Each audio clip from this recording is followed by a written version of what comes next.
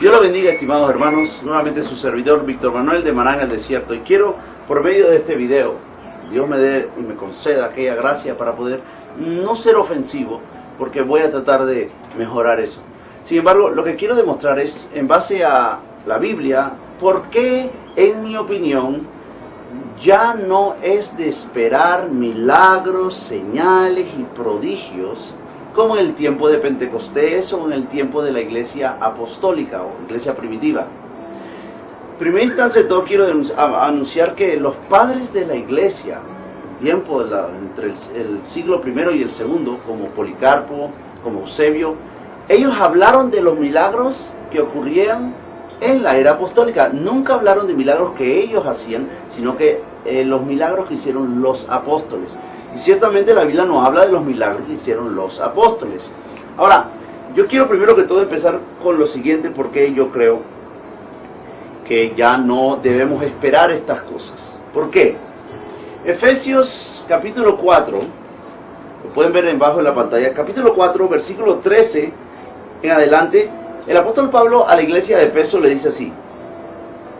En el versículo 11 empecemos. Y él mismo constituyó a unos apóstoles y a otros profetas y a otros evangelistas, a otros pastores y maestros, a fin de perfeccionar a los santos para la obra del ministerio, para la edificación del cuerpo de Cristo, hasta que todos lleguemos a la unidad de la fe del conocimiento del Hijo de Dios, a un varón perfecto a la medida de la estatura de la plenitud de Cristo, para que ya no seamos niños fluctuantes, llevados por doquier de todo viento de doctrina, por estratagema de hombres que para engañar emplean con astucias las artimañas del error.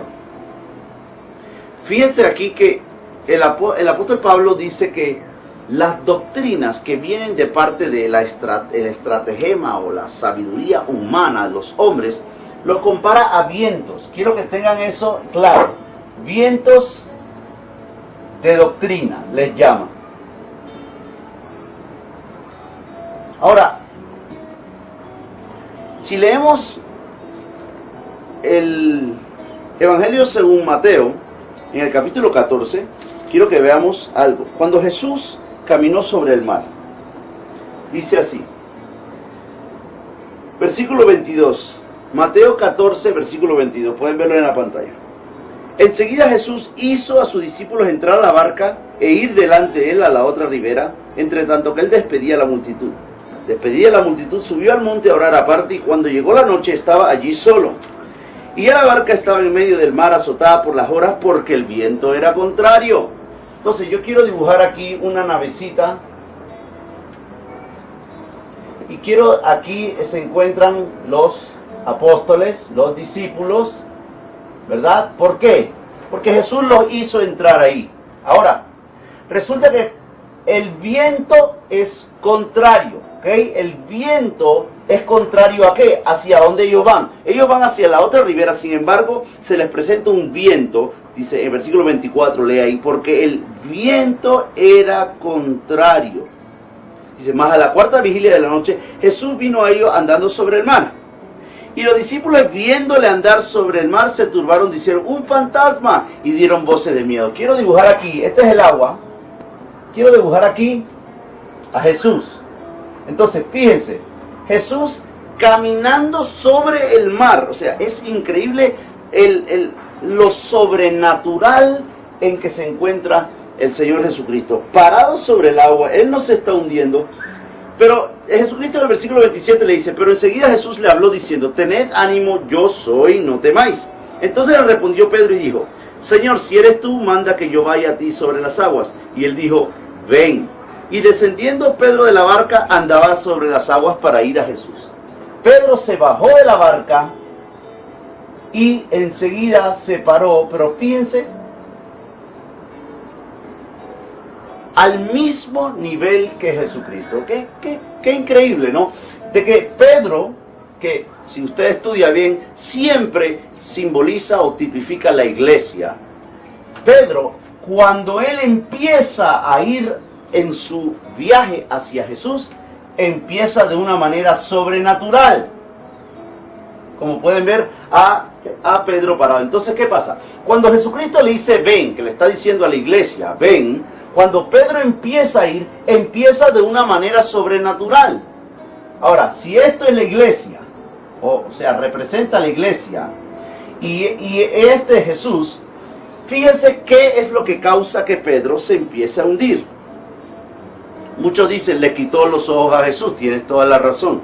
Pero sin embargo, dice el versículo 30. Pero al ver el fuerte viento tuvo miedo. ¡Ay, qué casualidad!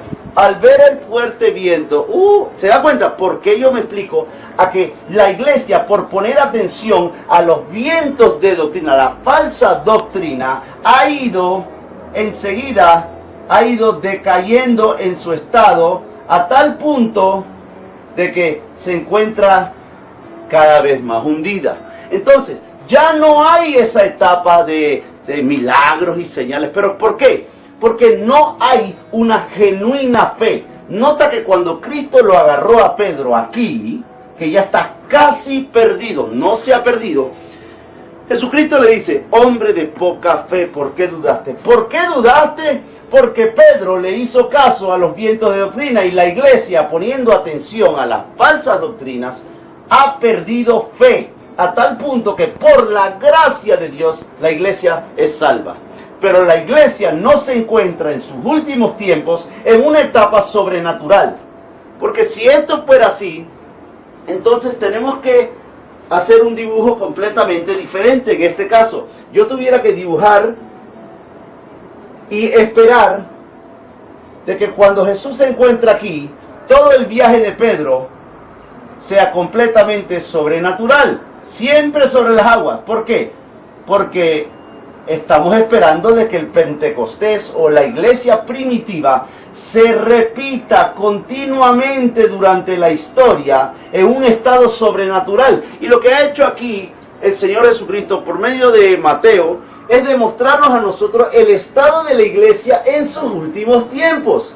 Y el estado de la iglesia, aunque al principio era completamente sobrenatural, y es verdad, si usted estudia la historia, podemos ver en el libro de Hechos hazañas, prodigios, pañuelos, sombra de Pedro, increíble. Pero hoy día no vemos nadie con una sombra que sana, no vemos esta clase de cosas.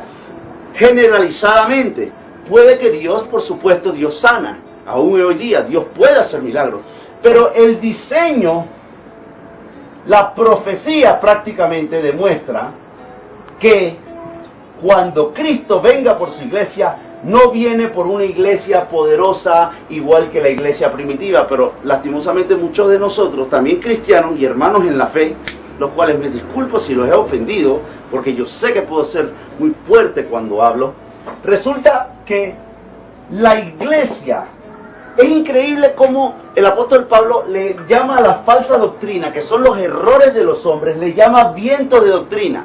Y qué casualidad que el viento es contrario a venir a Jesús.